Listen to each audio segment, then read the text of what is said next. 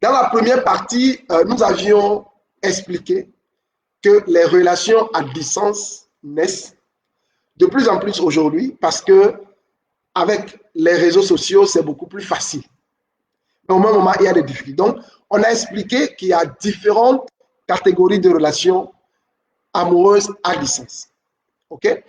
Il y a les relations à distance qui naissent sur les réseaux sociaux et d'autres qui sont nées physiquement, mais qui doivent être entretenues après sur les... Parce que l'autre est parti, on est déjà fiancé, mais l'autre est parti, donc on doit entretenir la relation.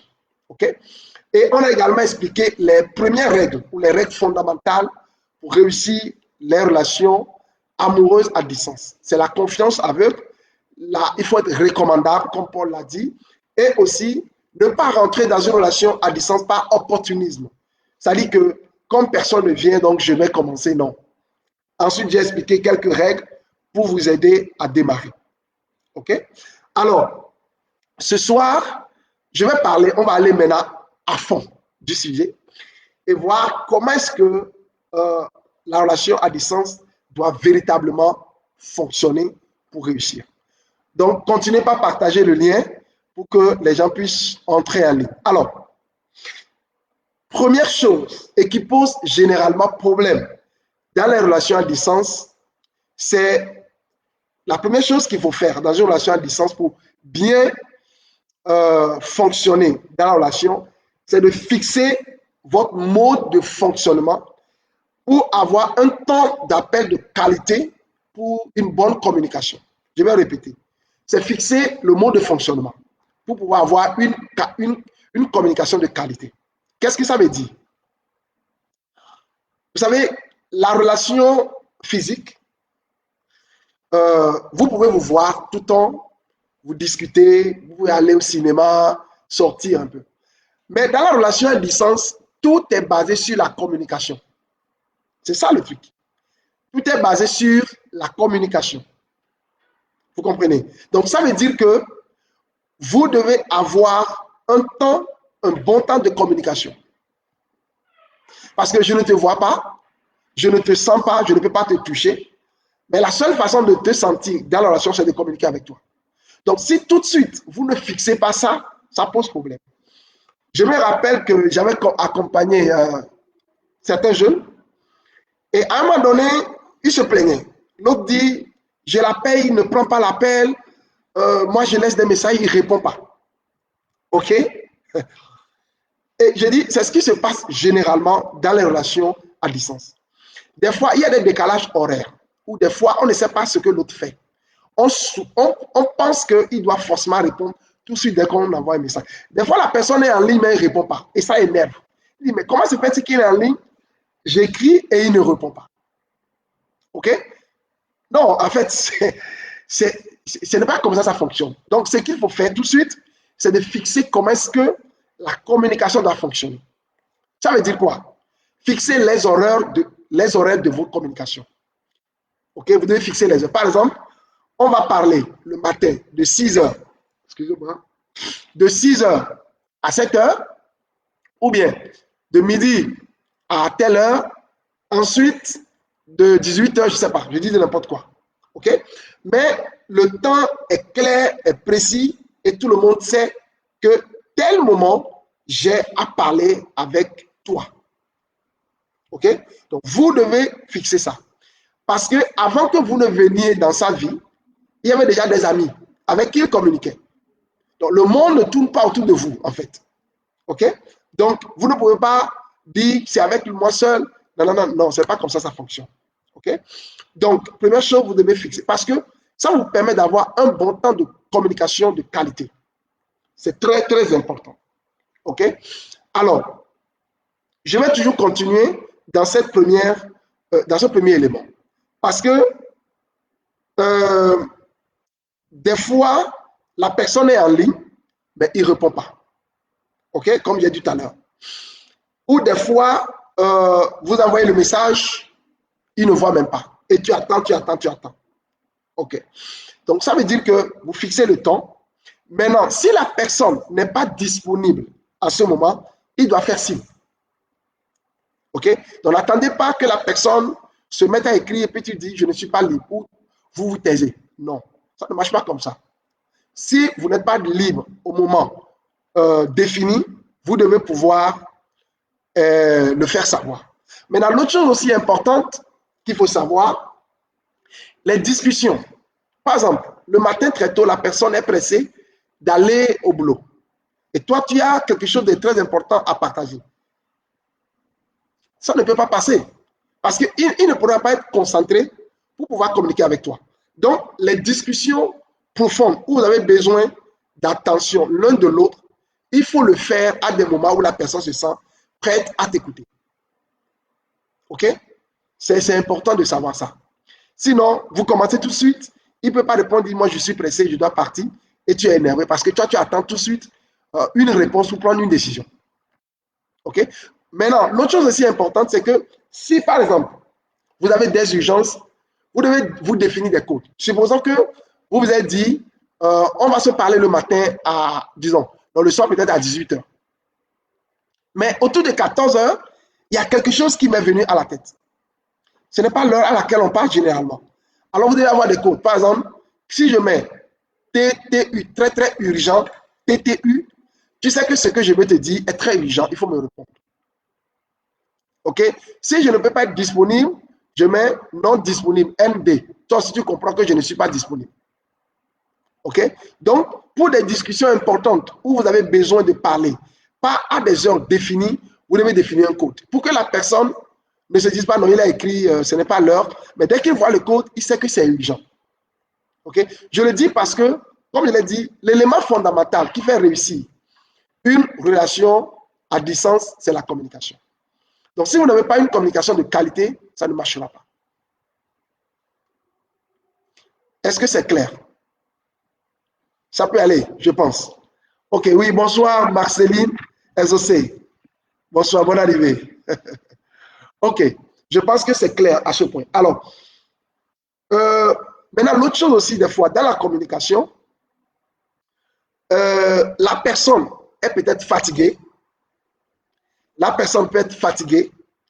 Mais comme vous avez défini l'heure, elle est obligée d'être là. Non, il ne faut pas faire des choses comme ça.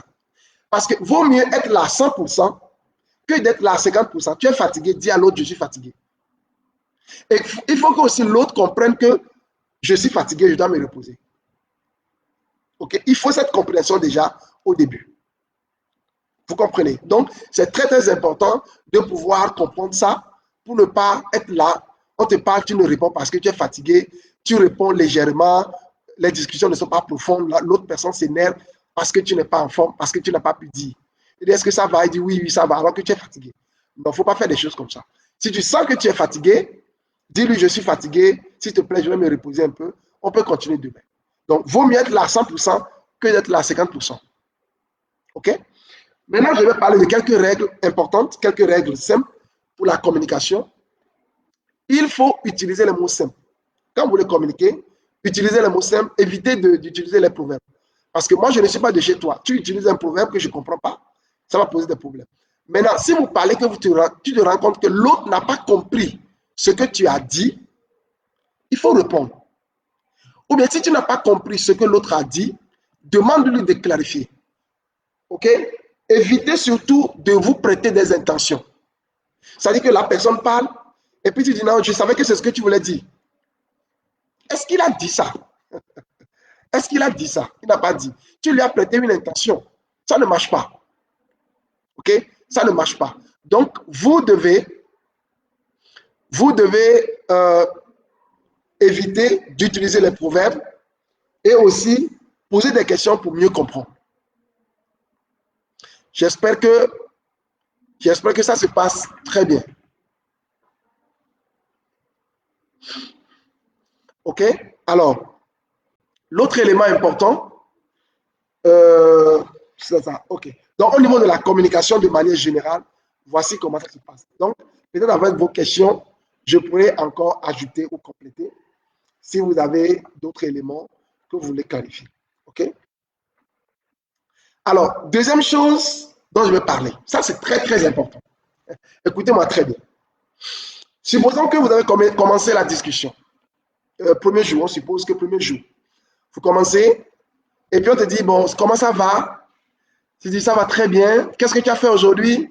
Oh, moi, je n'ai rien fait. J'étais à la maison, j'étais fatigué, je suis sorti un peu, je suis revenu. Mardi, on te pose la question. Bah, je n'ai rien fait. Moi, j'étais à la maison, je suis sorti voir des amis. Mercredi, même chose. Tu vois, ça déjà là, tu es en train de fatiguer la personne. Non, ce n'est pas comme ça on fait dans une relation de distance. OK? Deuxième chose importante dans une relation de distance, vous devez mettre de la valeur dans les discussions. Notez ça très bien. Mettez de la valeur dans les discussions. Ça veut dire que quand la personne finit de discuter avec vous, qu'il ait l'impression comme si il vient de vous découvrir, qu'il ait l'impression d'avoir appris quelque chose de nouveau. C'est que chaque fois que vous discutez, il y a quelque chose qui s'ajoute à sa vie. Ce qui lui donne envie de venir discuter, parce qu'il sait que quand il va discuter avec vous, il y a quelque chose qu'il va apprendre, quelque chose qu'il va connaître, quelque chose qu'il va découvrir. Vous comprenez? Mais quand la discussion elle est plate, qu'est-ce que tu as mangé? J'ai mangé la pâte, j'ai mangé le riz, tu es allé où? Je suis allé au marché, je suis revenu. Demain, la même chose. Après, c'est la même chose. Tu vois? Ça ne donne pas envie de discuter. Or, nous avons dit que la relation du sens est créée pour mieux se connaître. C'est très important. Alors, comment on fait ça? Pour faire cela, vous devez vous fixer des objectifs hebdomadaires. C'est que je suis chrétien.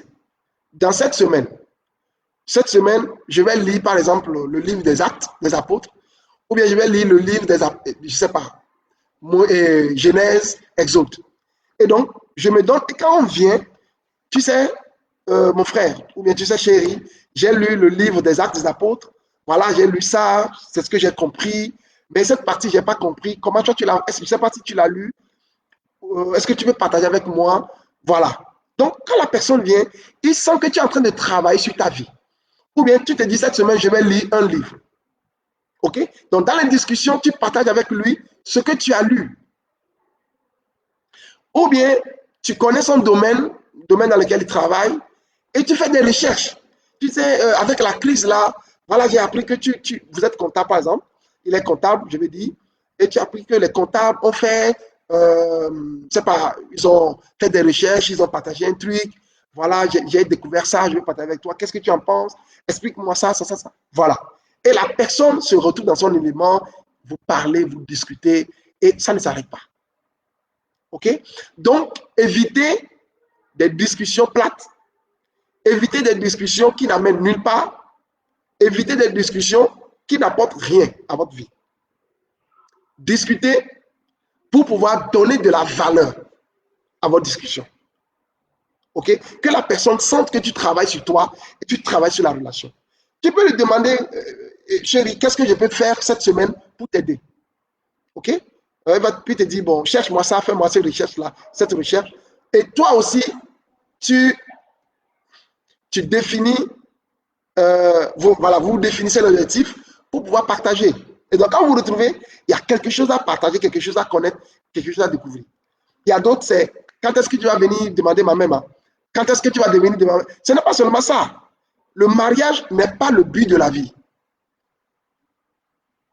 Le mariage n'est pas la fin de la vie. Ce n'est qu'un moyen que Dieu te donne pour atteindre un but plus grand que le mariage. Donc, si toute votre discussion, ce n'est que le mariage, quand est-ce que tu vas demander ma main? Tout ça, ce n'est que ça, ce n'est que ça. Ça ne vous amène nulle part. OK? Ça peut aller? OK. Super. Alors, troisième élément important. Maintenant, je vais parler de certaines règles de bonne conduite. Je vais parler de certaines règles de bonne conduite. OK? Je vais commencer avec ce témoignage.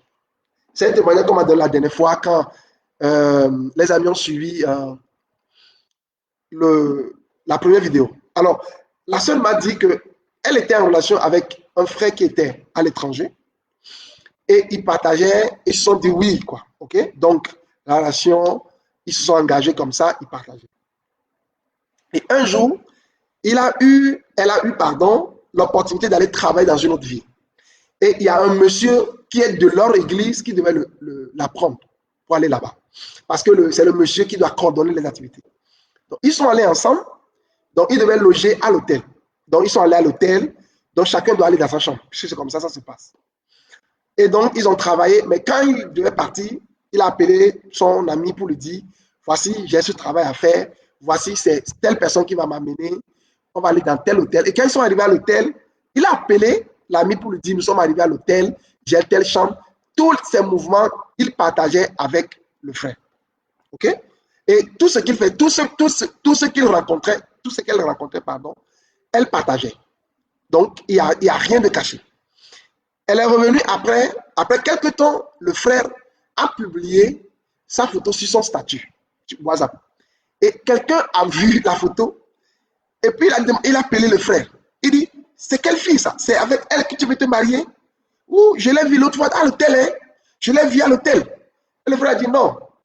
Elle m'a tout dit. Je savais que c'est tel frère qui l'a amené, elle a fait ci. Et le frère a dit, ah ok. Celui qui a parlé là, celui qui vient faire le racontage, a fait, ah ok. Ok. Vous voyez? Donc, les règles de bonne conduite dans une relation à distance.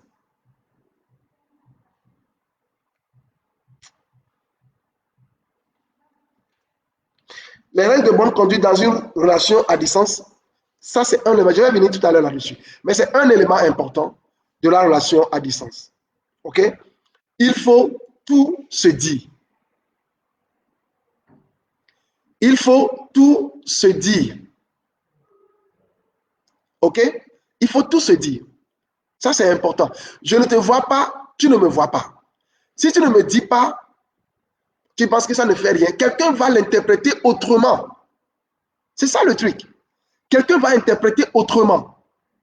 Et quand la personne va interpréter autrement, toi, tu l'apprendras autrement. Tu vois? Donc, il faut tout se dire. Sinon, ça va poser des problèmes. Ça, c'est très important. C'est très important. On a dit qu'il faut se faire confiance aveugle. Si tu n'es pas prêt à faire confiance aveugle, il ne faut pas rentrer dans une relation à distance. Ça, on l'a dit. OK? Donc, il faut tout se dire. Deuxième chose importante, il ne faut pas garder rancune.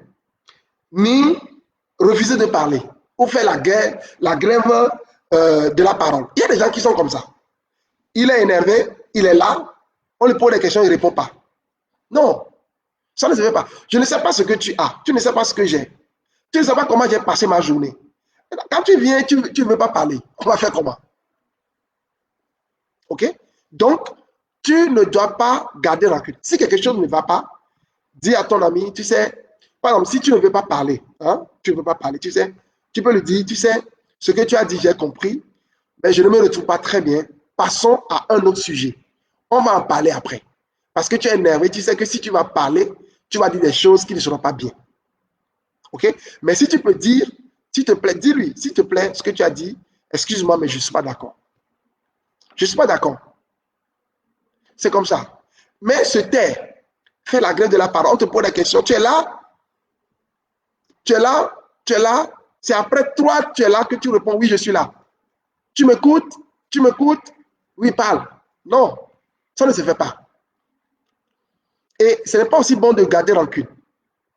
Donc, c'est la relation à distance. Au moins, c'est une relation physique. Si tu es énervé, je peux savoir. Mais une relation à distance, je ne peux pas savoir.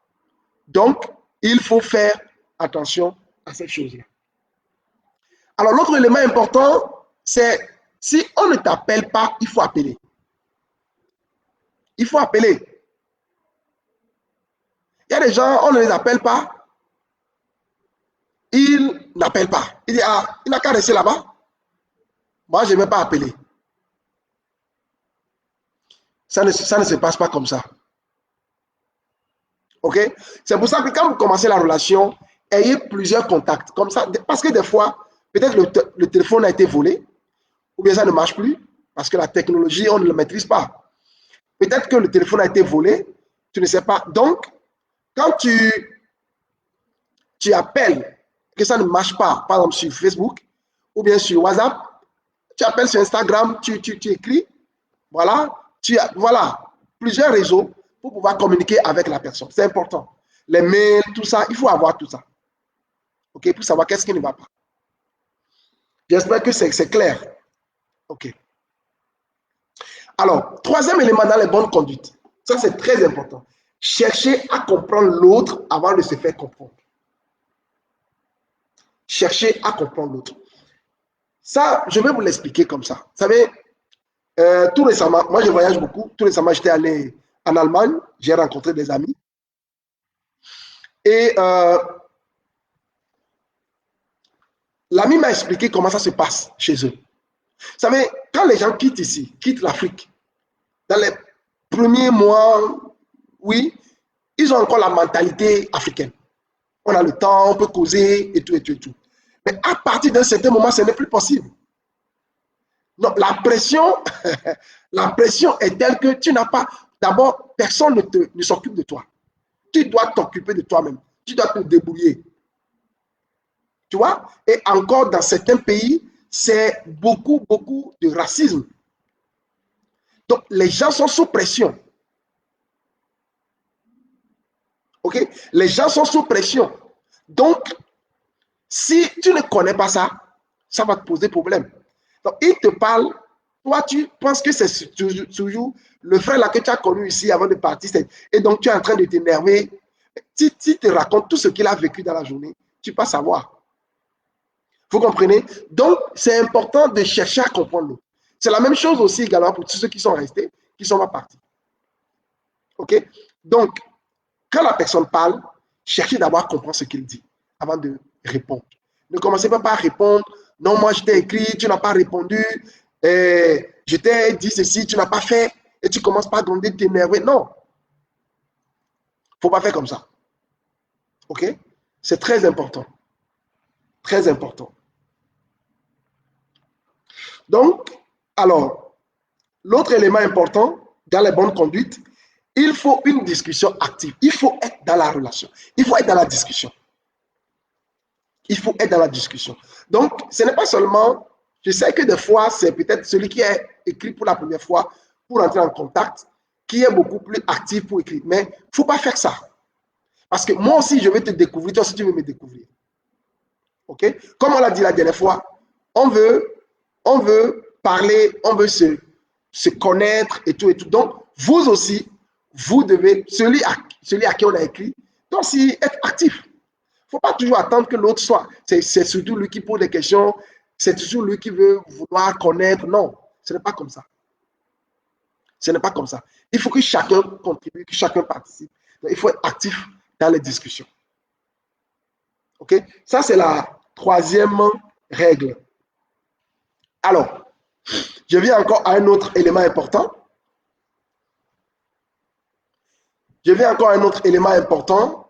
C'est il y a certaines personnes qui disent l'autre, il est trop timide, il ne parle pas. Comment je vais faire pour l'amener à parler? Voilà, je vais parler de ça maintenant. En réalité, personne n'est timide. OK? Des fois, c'est parce que les gens ne trouvent pas, ou bien on ne les amène pas dans leur sujet. OK? Sinon, tout le monde parle. Tout le monde parle. Donc, il faut d'abord l'amener dans son sujet. Alors, qu'est-ce qu'on fait généralement? Quand tu rencontres quelqu'un qui a du mal à parler, ne lui demande pas de parler. Ou bien tu es là, qu'est-ce que tu as fait aujourd'hui? Raconte-moi ta journée. Non, il ne va pas parler. OK? Toi, commence par initier la discussion. Tu peux lui dire, par exemple, tu sais, j'étais chanceux aujourd'hui, j'ai rencontré un frère qui m'a rappelé un peu toute mon enfance. Parce que tu voulais lui parler de son enfance et que lui aussi te parle de son enfance.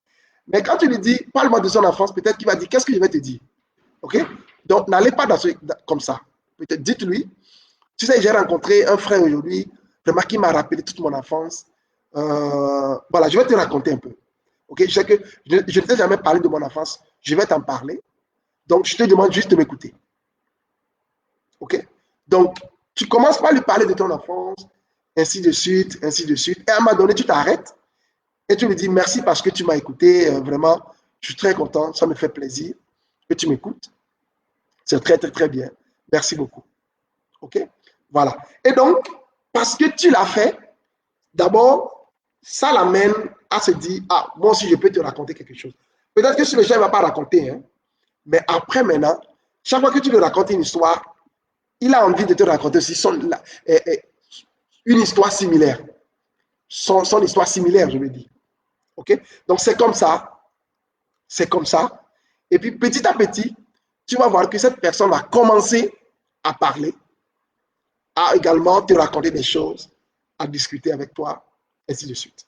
Donc, ne soyez pas dans un mode interrogatoire.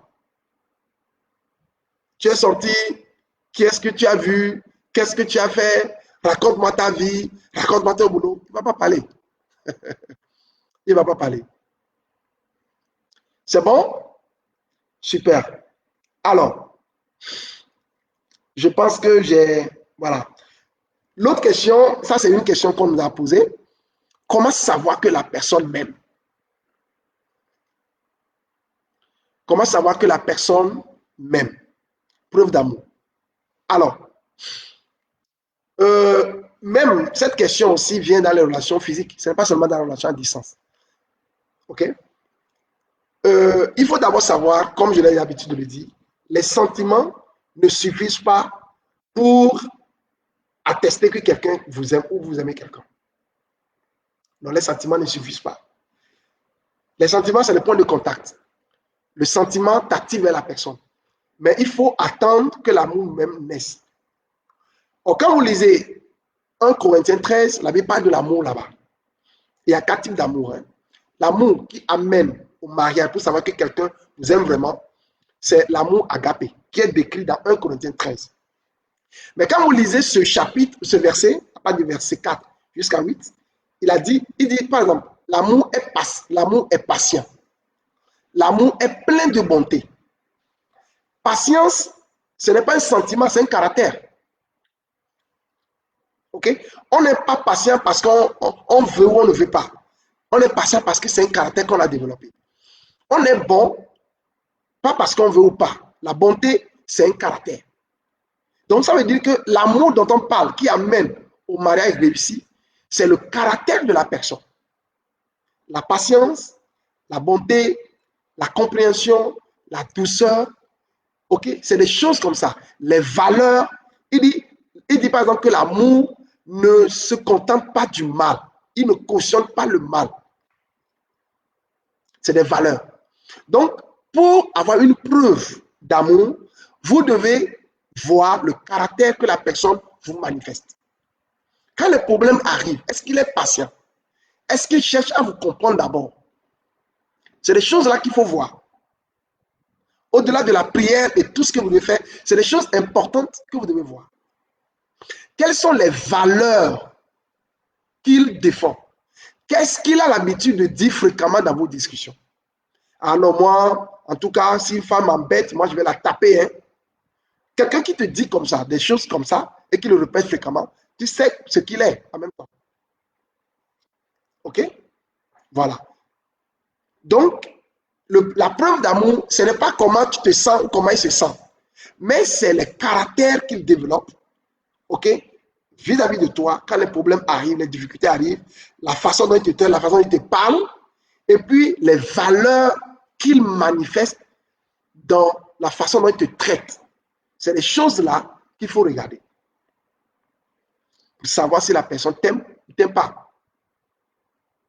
Ce n'est pas parce qu'il t'envoie de l'argent, on t'envoie de l'argent, tu dis, ah, le gars là, il m'aime. Non, ce n'est pas forcément ça.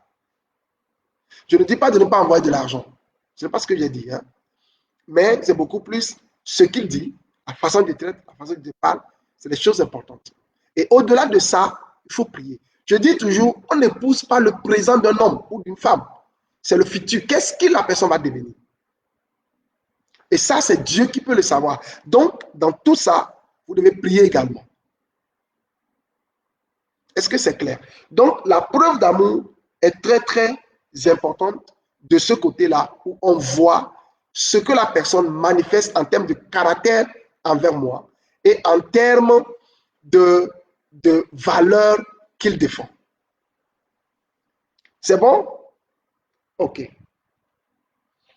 Voilà. On continue. Alors, l'autre élément important, comment régler les conflits? Comment régler les conflits?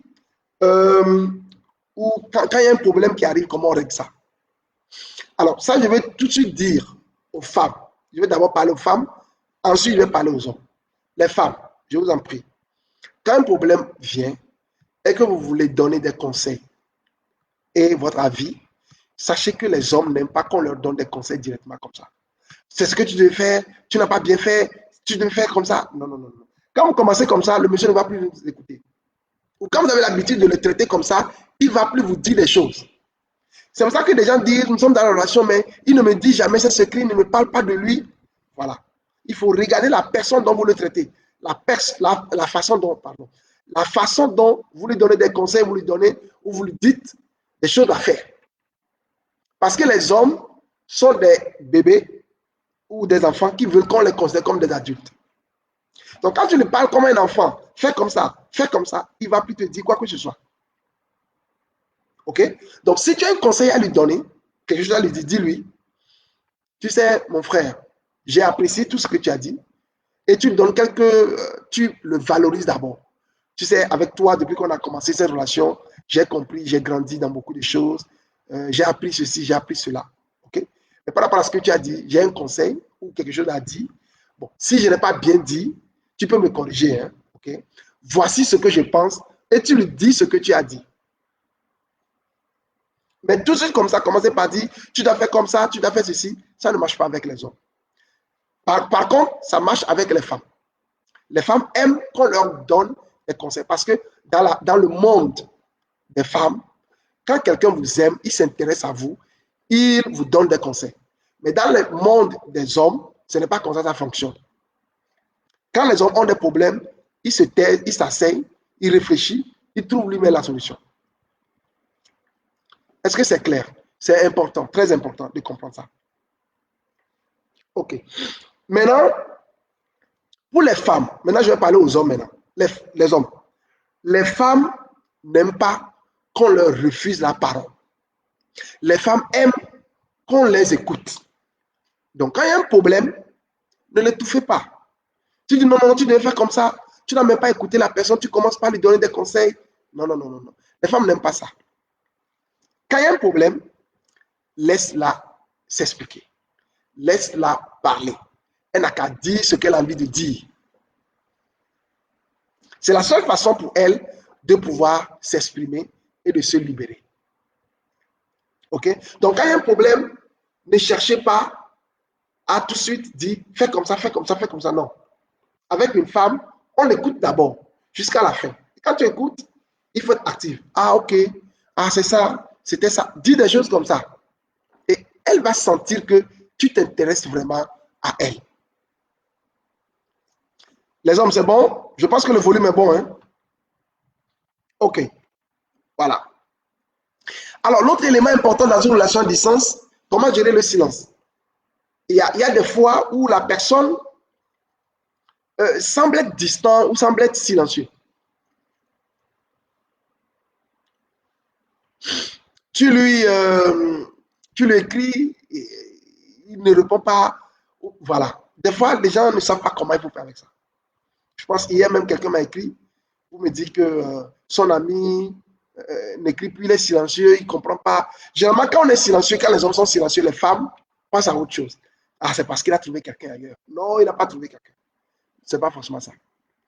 Dans la nature de l'homme, il y a des moments où tu as besoin de rester seul. C'est comme ça que l'homme fonctionne. Les femmes, vous devez savoir ça aujourd'hui.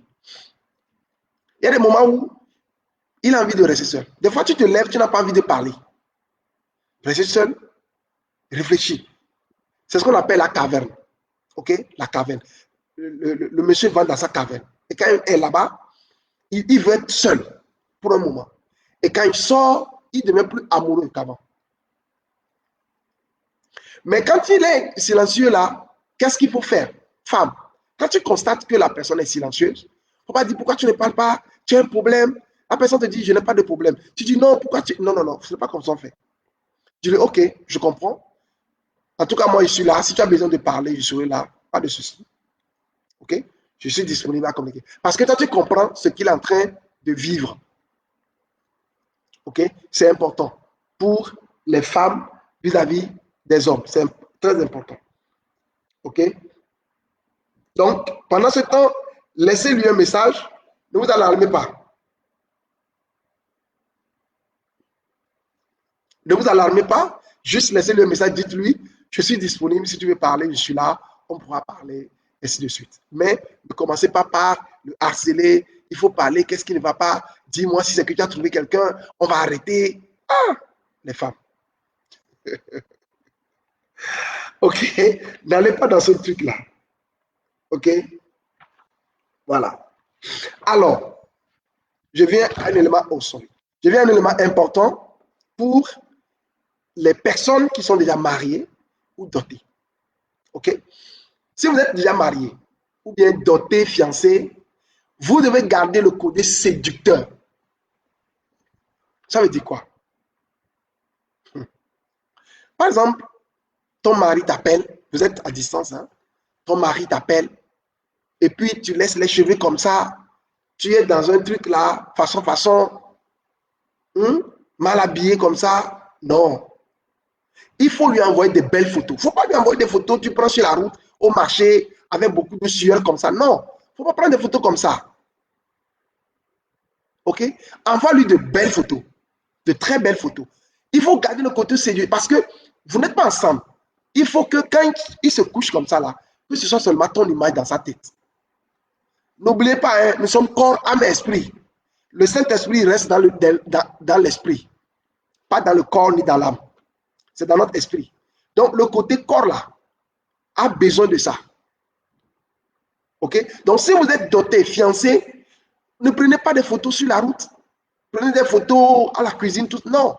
Quand tu lui envoies une photo, là, va peut-être dans un studio, prends une belle photo, tu lui envoies. Il va mettre ça sur son écran, ainsi de suite. Il va voir ça tous les jours. C'est important. OK? C'est très important. Voilà. Alors, je pense que c'est clair maintenant pour les femmes. Parce que, vous savez, les femmes, les hommes sont séduits par ce qu'ils voient. Hein. Ils sont séduits par ce qu'ils voient. Donc, il faut que vous soyez présentable. Ne vous négligez pas. Quand il veut faire appel vidéo, dites-lui, dans une minute, tu mets bien les trucs là, les cheveux, tout. Et puis tu es propre, tu es joli. Voilà. C'est important. Oui, il faut aller au studio, prendre de belles photos et lui envoyer. Il ne faut pas lui envoyer n'importe quoi. Alors, pour les hommes, je vous en prie, les hommes, vous devez aussi garder ce côté séducteur vis-à-vis de l'autre. Comment on fait?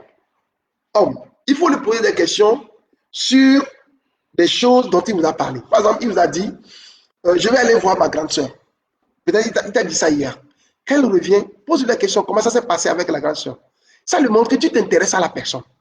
Elle est contente. OK? Elle est contente.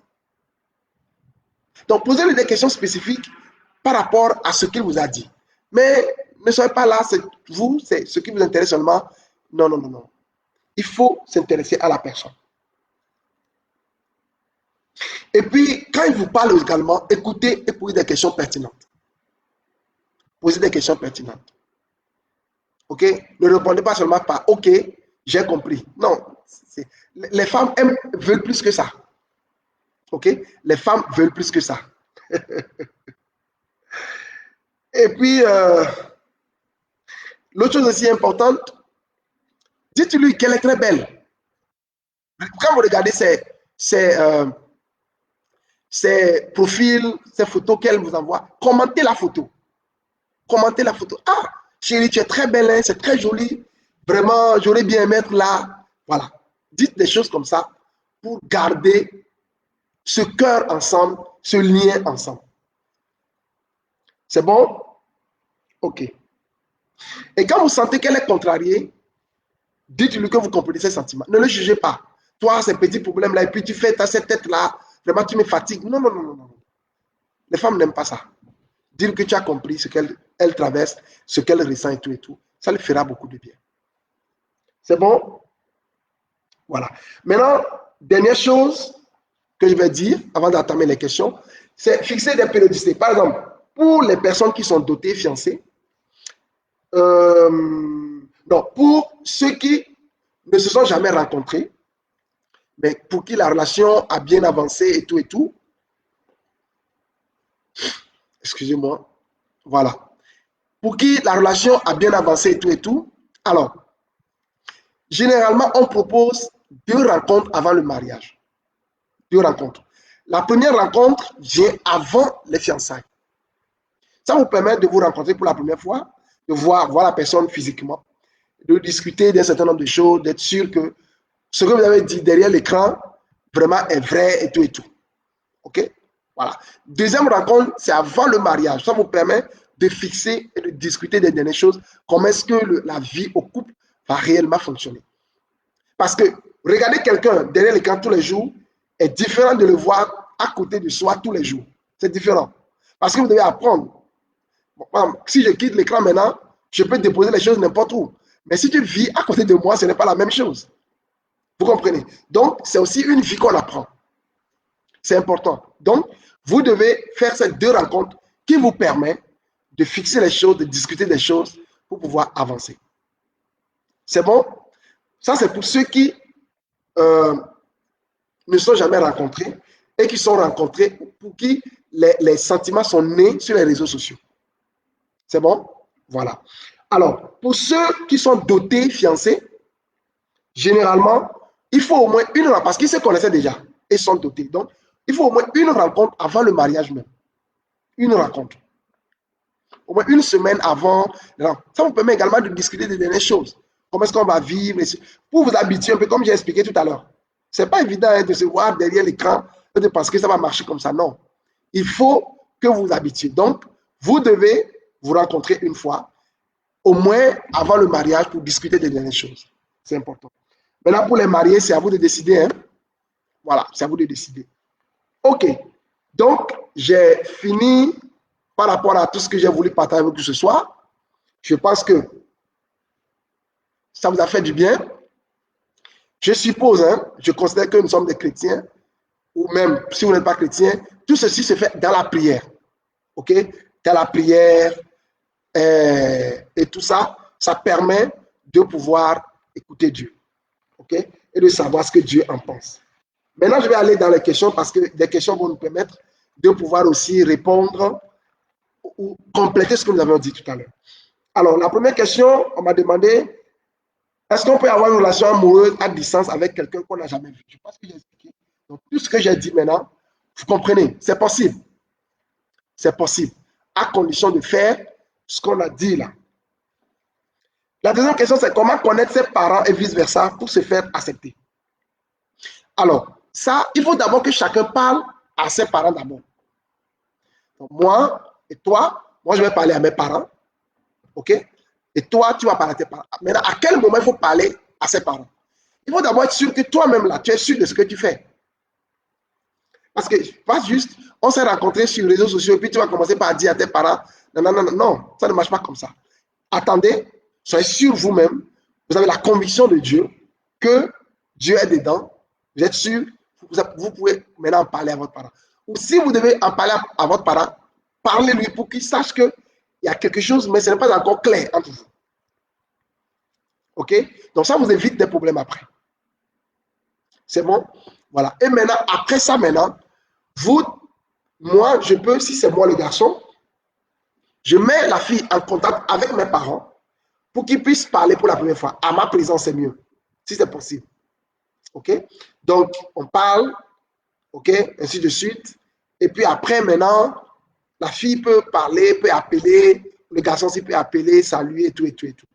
Donc, cherchez aussi à avoir les feedbacks de vos parents. OK? Cherchez à avoir les feedbacks de vos parents. C'est le premier Dieu que nous avons sur la terre. Certainement que son oui ou son non peut vous aider. S'il dit non, ça vous permet encore de mieux prier et de savoir qu'est-ce qui ne va pas. S'il dit oui, ça vous permet d'avancer, mais tout en étant sage dans les choses à faire. C'est bon? OK. Alors, on dit comment ce genre de relation peut être géré pour aboutir à un mariage heureux. Je pense que j'en ai parlé tout à l'heure. C'est tout ce que j'ai dit tout à l'heure là. C'est tout ça qu'il faut faire. Alors, comment arriver à connaître vraiment une personne que tu ne vois que derrière un écran? Donc, écoutez ses convictions. C'est les choses qu'il a l'habitude de dire fréquemment. Ce sont ses convictions. Écoutez les convictions. Vous savez, le mariage ne marche pas parce que tu es beau, tu es belle. Ça fait partie, mais ce n'est pas ça qui fait marcher. C'est de rester unis. Il y a des choses qui vous unissent. Est-ce que vous avez des choses qui vous rapprochent? Quand tu discutes, vous oubliez même que vous voulez parler mariage. C'est comme c'est un ami avec qui tu veux parler, vos convictions se rapprochent, vos destinées se rapprochent. C'est les choses-là qui font durer le mariage. Est-ce que vous comprenez? Donc, ne voyez pas juste, et il est beau, elle est belle, non, ce garçon, vraiment, je vais l'épouser. Oui, je suis d'accord. Mais est-ce que les convictions de la personne, est-ce que tu partages ces convictions? C'est la question. Tes valeurs, est-ce que tu partages? Quelqu'un qui écrit avec toi et te demande des photos nues de toi. Il t'a jamais vu, hein? Première discussion. Il te demande des photos nues. Mon frère, il faut supprimer en même temps ce numéro. OK?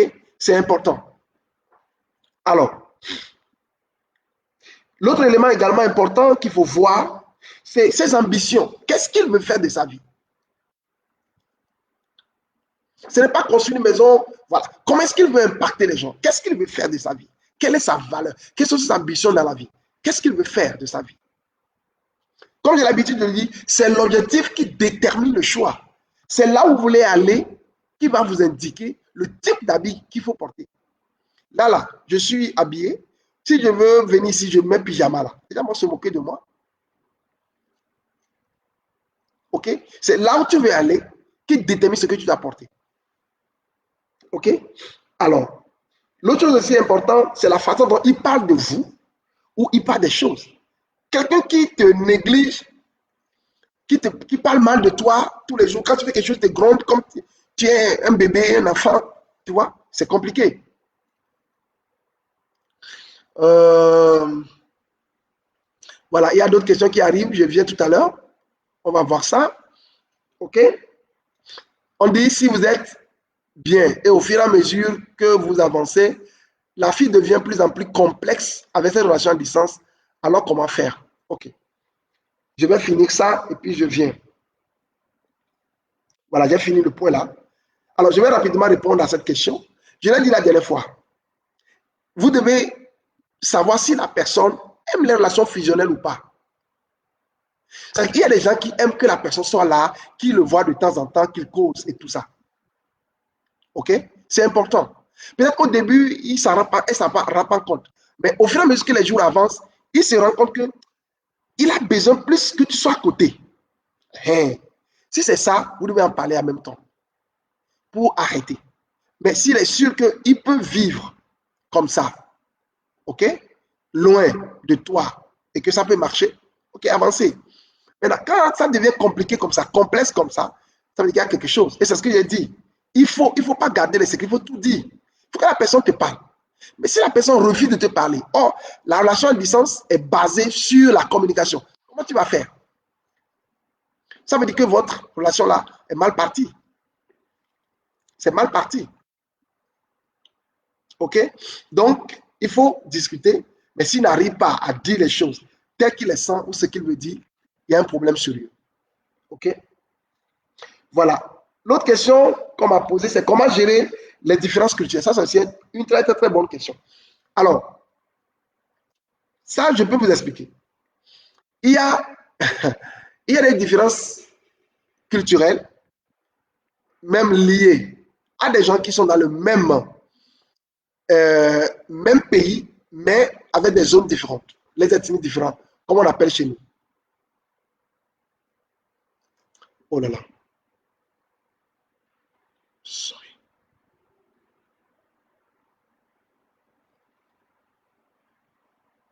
OK. Donc, il y a des gens qui sont dans le même pays, OK, avec des cultures différentes. Donc, il y a aussi cette différence. Maintenant, il y a des qui sont connus ici, mais sont maintenant dans des villes différentes. Quand vous quittez l'Afrique, vous allez en Europe, vous allez vous rendre compte que la culture là-bas est différente. Des fois, la personne est moulée dans ça, complètement moulée dans ça. Et sa façon de réfléchir est différente. Ici en Afrique, on a tellement de temps, quelque chose qu'on peut faire en 30 minutes, on le fait pendant 1 heure. Mais là-bas, ce n'est pas possible. Tu vois? Donc, la façon de réfléchir est différente. Alors, qu'est-ce qu'il faut faire? Faites une liste des choses qui vous différencient dans vos cultures. Faites une liste des choses. OK? C'est important. Faites une liste et sur la base de cette liste, discutez de la liste. Chez nous, voici, par exemple, ici, c'est comme ça fonctionne. Et j'ai appris ça. Ici, c'est comme ça fonctionne, j'ai appris ça. Donc, ça vous permet déjà de voir la différence qui existe entre vous. OK? Et ça vous permet de pouvoir commencer par corriger et que la personne ne soit pas surprise. Est-ce que c'est bon? Voilà. C'est très, très important. Alors, et aussi, dans la différence culturelle, vous devez aussi dire à l'autre les choses que vous ne pouvez pas accepter et les choses pour lesquelles vous pouvez faire un ajustement. Je sais que dans certaines cultures, pour saluer, il faut s'agenouiller. OK?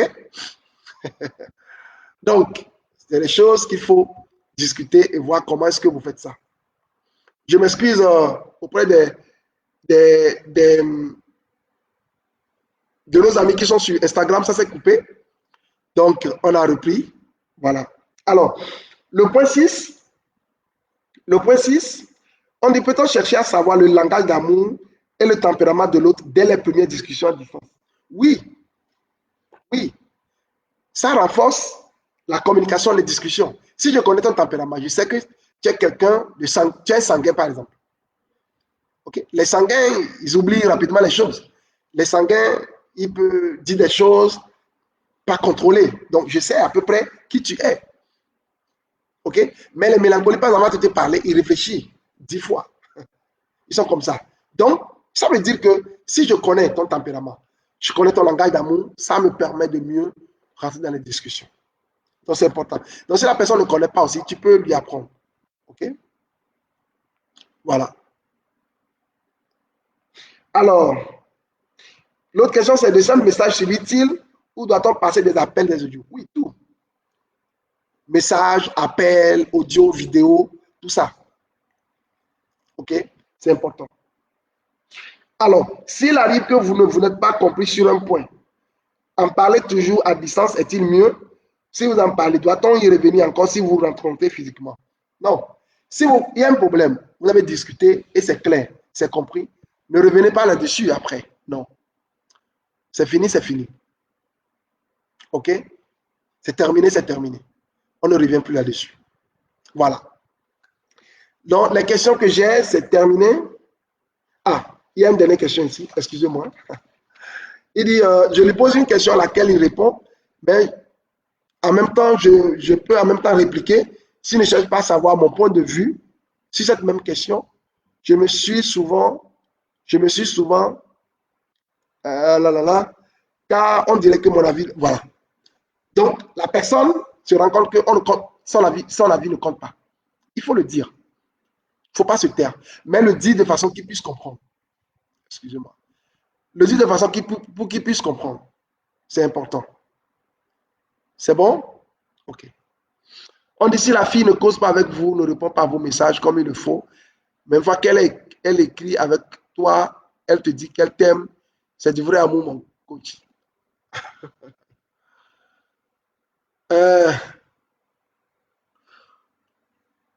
Ça, il y a quelque chose qui ne va pas bien. Il y a quelque chose qui ne va pas bien. Si tu ne causes pas, comme c'est ce que j'ai dit, l'amour, ce n'est pas les sentiments, ce n'est pas ce que toi tu sens. C'est quand je discute avec toi, la façon dont tu parles. Parce que si tu m'aimes, demain se marier, que tu ne peux pas parler, je ne te connais pas, ou je ne sais pas ce que tu penses de telle chose, comment je vais faire?